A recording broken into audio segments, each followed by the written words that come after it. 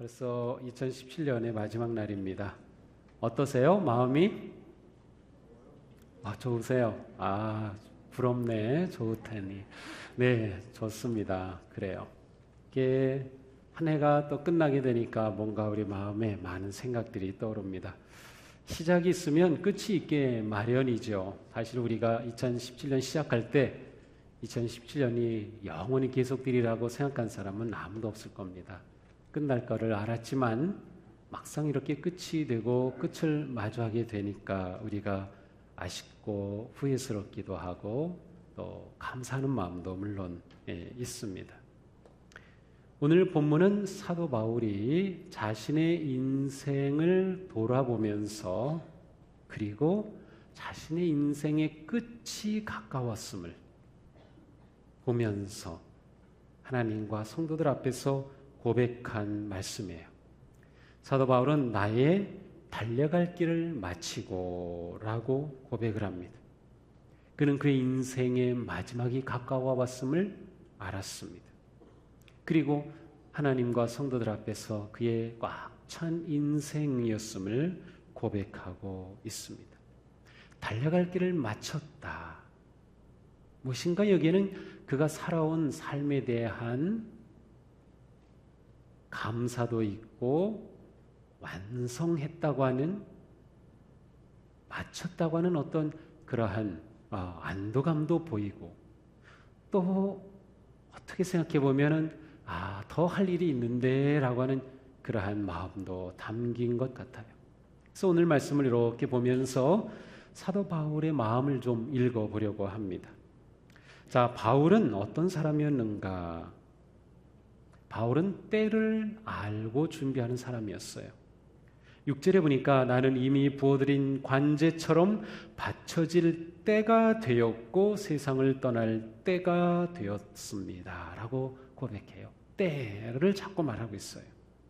여기서 관제라고 하는 것은 구약에 나오는 어떤 제사 용어인데 하나님께 제물을 바치고 그 위에다가 포도주 아니면 물을 붓는 그러한 하나의 의식을 말합니다. 근데 사도 바울은 이것을 자신의 인생과 연결시키면서 내 인생이 예수 그리스도의 이 복음의 사역을 위해 완전히 내 피가 다 부어져서 제물로 드리는 그러한 이미지를 사용하고 있습니다. 실제로 그는 이미 세상을 떠날 기약이 가까이 왔다고 말하고 있지요. 바울은 자신이 지금 점점 더 마지막을 향해 다가서고 있음을 알았습니다. 그것을 알았기에 그 때를 그는 잘 준비하고 있습니다. 자신의 마지막 때 인생의 종점을 안다고 하는 것은 굉장히 중요합니다. 사실 그는 순교를 당하였지만 그 순교는 바울에게 갑작스러운 죽음이 아니라 준비된 죽음이었습니다. 때를 알고 준비하는 사람은 인생의 마지막에 당황하지 않습니다. 오히려 그때를 잘 준비하며 믿음과 소망 가운데 아름다운 인생의 열매를 남기게 됩니다. 모세는 이렇게 노래하죠. 우리의 연수가 70이요 강건하면 80이라도 그 연수의 자랑은 수고와 슬픔뿐이요 빠르게 지나가니 마치 날아가는 것 같습니다. 모세가 자신을 돌아보니까 인생이 날아가는 것 같다는 거예요. 날아가는 것 같다. 그 시대의 사람들이 생각하고 있는 것 중에 가장 빠른 게 날아가는 거였어요. 그렇게 인생이 빨리 날아갔죠. 사실 시간은 우리를 기다려주지 않습니다. 그럼에도 불구하고 우리는 우리에게 주신 이 시간의 소중함, 그 가치를 잊어버리고 그냥 흘려보낼 때가 많이 있습니다.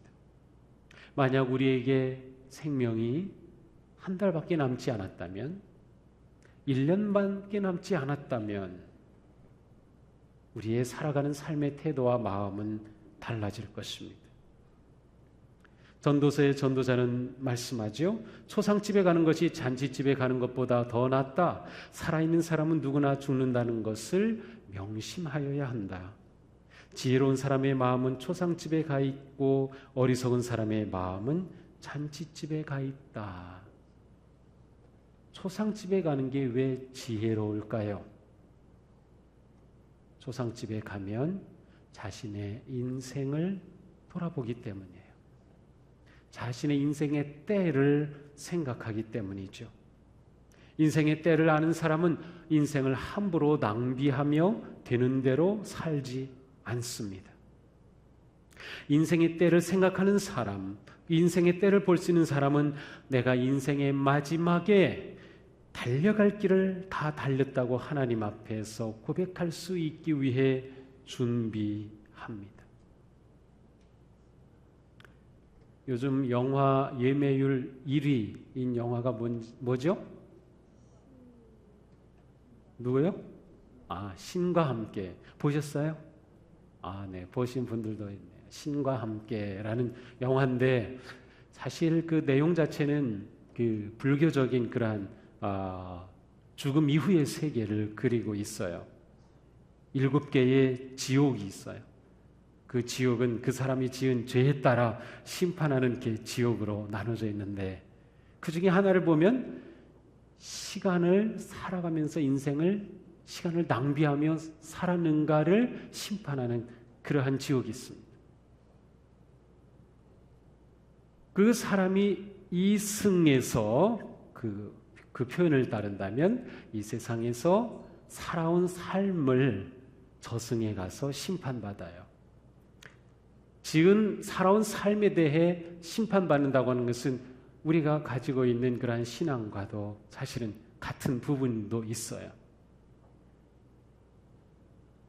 과연 우리의 시간을 우리는 낭비하며 살아온 것은 아닌가 생각해 봅니다. 지혜로운 사람은 소중한 생명인 시간을 헛된 일에 몰두하거나 낭비하지 않을 것입니다.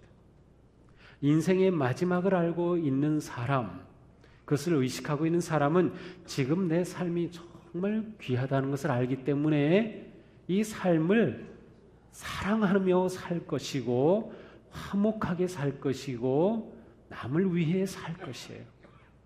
참 이상하죠? 사람들이 죽으면서 마지막에 후회스러운 게 뭐냐 이렇게 물어볼 때 놀랍게도 많은 사람들이 좀 더 사랑하지 못한 걸 후회하고 좀 더 베풀지 못한 걸 후회해요. 내가 더 많이 벌지 못해서 안타깝다고 하는 사람은 이상하게 한 사람도 없는 것 같아요. 내가 더 부자가 되고 더 유명해지지 못해서 안타깝다고 생각한 사람은 한 사람도 없는 것 같아요.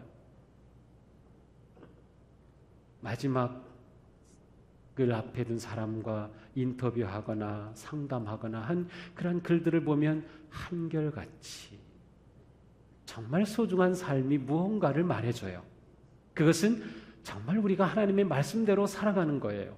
하나님을 사랑하고 이웃을 사랑하고 나 자신도 사랑해주고 화목하게 용서하며 살아가는 삶이죠. 그 삶이 정말 가치 있는 거죠. 잠언에 말씀합니다. 마른 빵 한 조각을 먹으며 화목하게 지내는 것이 진수성찬을 가득히 차린 집에서 다투며 사는 것보다 낫다. 마른 빵 한 조각만 있으면 그 사람은 충분히 의미 있고 행복한 삶을 살 수 있다는 거예요.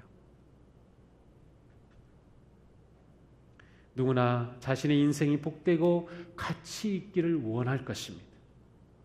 그런데 그런 삶을 살려면 인생의 때를 알고 있어야 합니다. 인생의 때를 알아야 한다.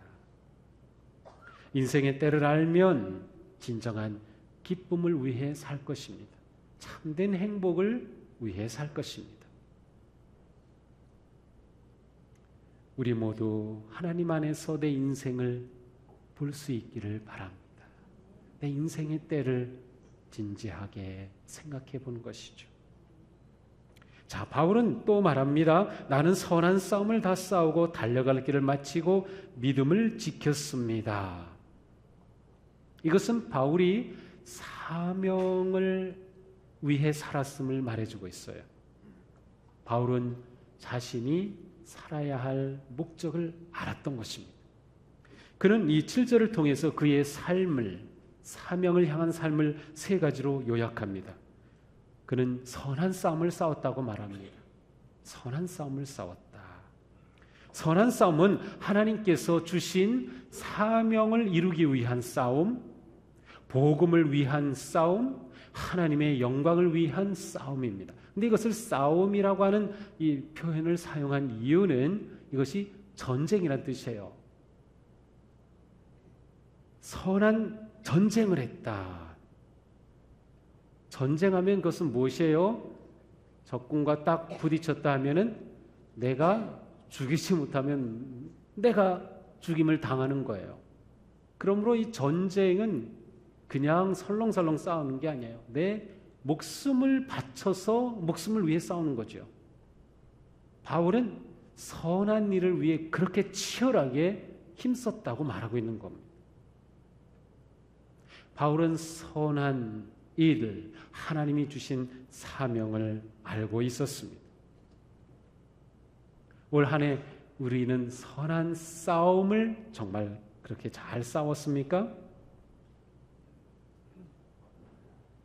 잘 싸운 것 같아요? 아닌 것 같아요. 제가 대답해 드릴게요. 잘 싸우셨습니다. 잘 싸우셨어요. 제가 여러분의 이렇게 표정을 보니까 알 수 있겠어요. 너무도 진지한 얼굴이기도 하고, 내가 그래도 올 한 해 잘 싸웠지 하는 그러한 표정이에요. 정말 그렇습니다. 우리는 환난을 당하고 시험을 당하고 사탄의 공격을 받기도 했죠. 어려움에 처하기도 했죠. 그렇지만 우리는 하나님이 주신 그 사명을 놓치지 않으려고 애썼고 그것을 위해 정말 힘썼습니다. 가정을 지키기 위해 얼마나 애썼어요. 자녀를 지키기 위해 얼마나 애썼어요. 부부의 관계를 지키기 위해 얼마나 애썼어요. 경제적으로 어려운 상황에서도 경제적으로 지키기 위해서 또 얼마나 애썼어요. 교회에서는 사역을 위해서, 내가 맡은 속도들을 위해서 우리는 정말 선한 싸움을 잘 싸웠어요. 그런 우리는 자랑스러워요. 정말로 그렇게 저는 느껴집니다. 정말 잘 싸우셨어요. 정말 잘 싸우셨어요. 제가 아부하는 게 아니라 정말로 여러분들을 볼 때 그러한 마음이 느껴집니다. 새해에도 잘 싸우시기를 바랍니다. 선한 싸움을 싸우는 것, 사명을 놓치지 않은 것입니다. 또한 바울은 말하죠. 달려갈 길을 마쳤다. 달려갈 길을 마쳤다. 자, 먼저 달려갈 길이 중요합니다. 달려갈 길. 열심히 달렸는데 엉뚱한 길을 달렸으면 그것은 헛것입니다. 실제로 그런 일이 있었어요. 보스턴 마라톤 대회에서 열심히 뛰었는데 그만 정해진 코스를 벗어났어요. 자기도 모르게.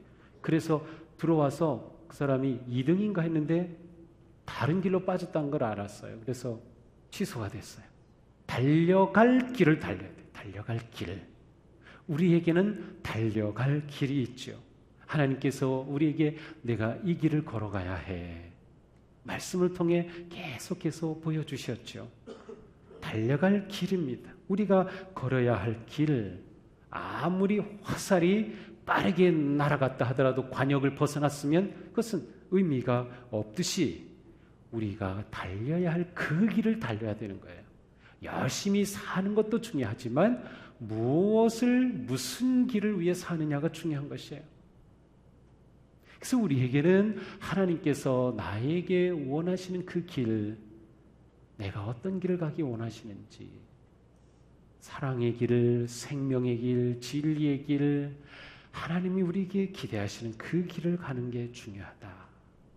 또 달려갈 길을 마쳤다라고 고백하고 있어요. 마치는 것도 매우 중요합니다.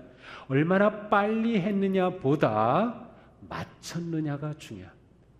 마쳤느냐. 바울은 자신이 마쳤다고 하는 것을 아주 중요하게 여기고 있었습니다.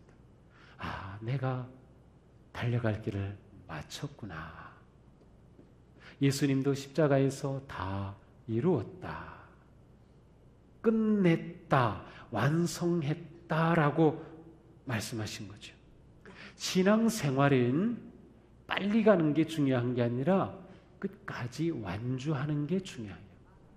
완주하면 그것은 전부 다 승리한 것이에요.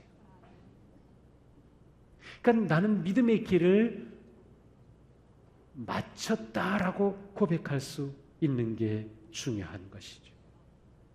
우리가 가는 길이 마땅히 가야 할 길이라면 이제 우리는 그 길을 마치기까지 가야 하는 것입니다.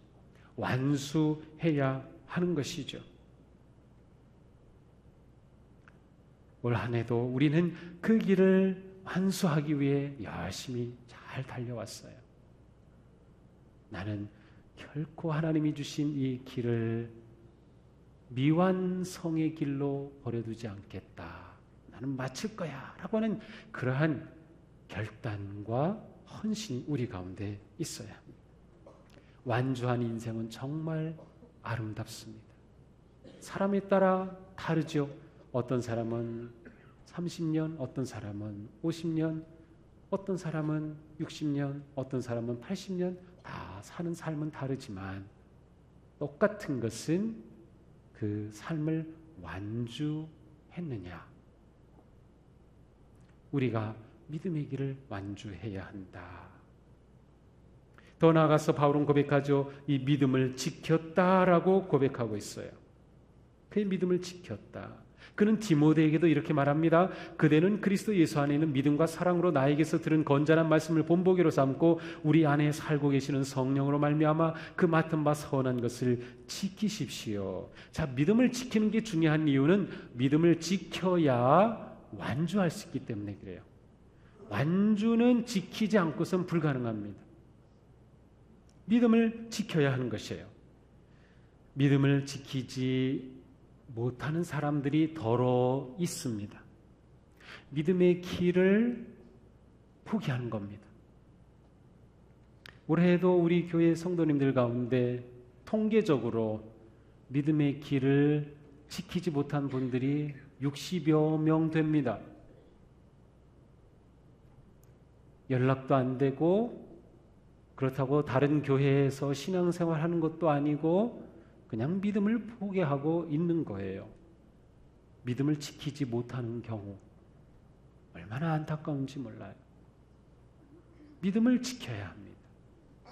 믿음을 지켜야 돼요. 우리는 믿음을 잘 지켰나요? 그러면 지금 여기 계시잖아요. 믿음을 잘 지켜오신 거예요. 얼마나 멋집니까? 얼마나 자랑스럽습니까? 우리가 이 믿음을 끝까지 지켜서 완주해야 한다. 믿음을 잘 지켜야 합니다. 아름다운 삶은 선한 것, 지켜야 할 것을 잘 지킬 때 아름다운 삶이 됩니다. 하나님은 우리가 신실하기를 원하시지 엄청난 것을 완성하고 엄청난 것을 이루는 그런 업적을 원하시는 게 아니에요. 하나님은 우리가 신실하여서 믿음을 끝까지 지키기를 원하셔요. 그리고 그 믿음을 지키면 그것이 하나님 안에서 성공한 것이고 그것이 승리의 삶인 거죠.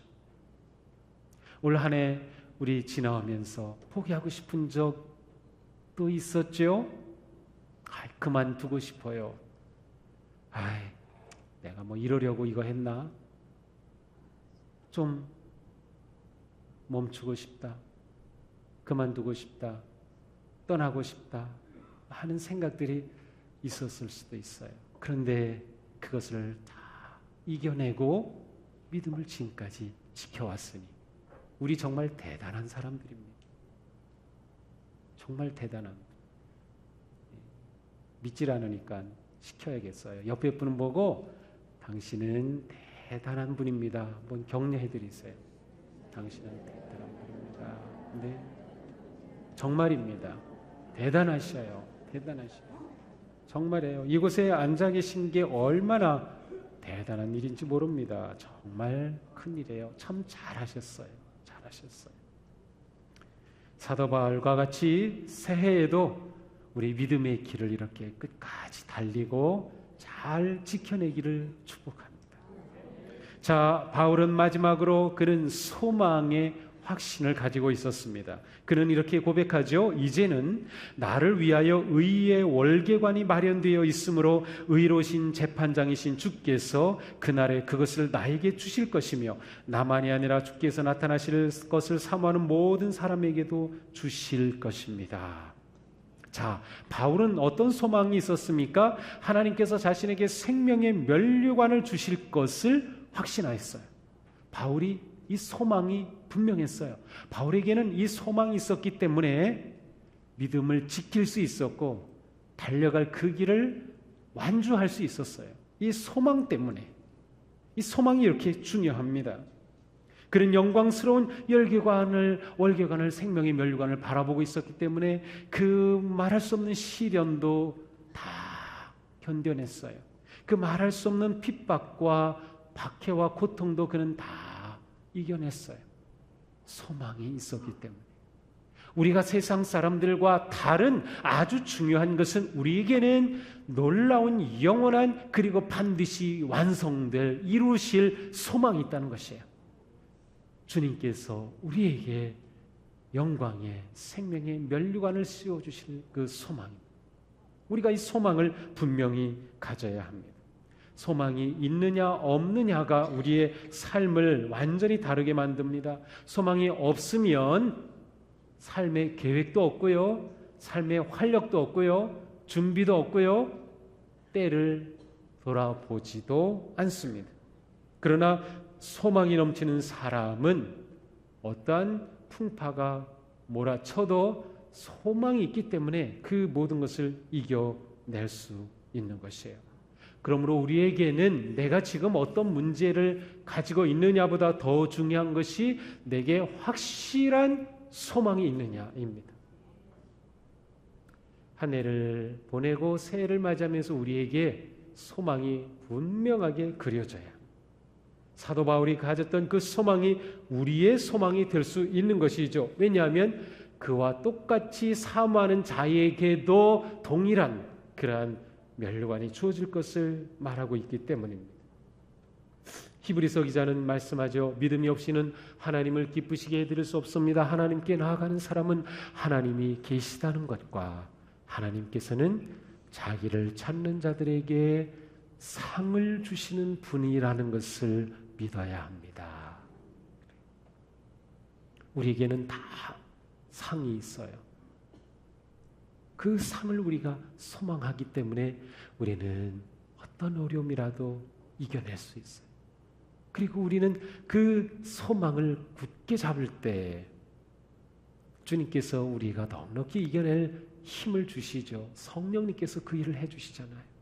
그러니까 하나님께서는 우리가 그렇게 승리하는 삶을 살 수 있도록 다 셋업을 해주셨어요.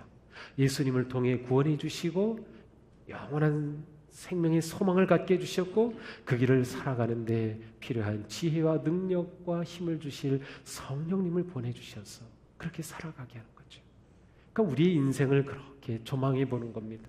아, 내 인생의 때를 생각하고 나를 향한 하나님의 그 뜻, 내 인생의 사명을 생각하고 그리고 그것을 이루는 마치기까지 나아가는 내 삶에 주님이 함께 하심을 신뢰하며 우리는 승리의 길을 걸어갈 수 있는 것입니다. 새해를 맞이할 때 하나님께서 우리 모두에게 놀라운 은혜와 능력 부어주시기를 축복합니다. 사명을 향해 힘써 달려가고 선한 싸움을 싸우며 달려갈 길을 마치고 믿음을 지켜내는 그리고 소망이 넘치는 그런 복된 우리 삶이 되기를 주님의 이름으로 축복합니다.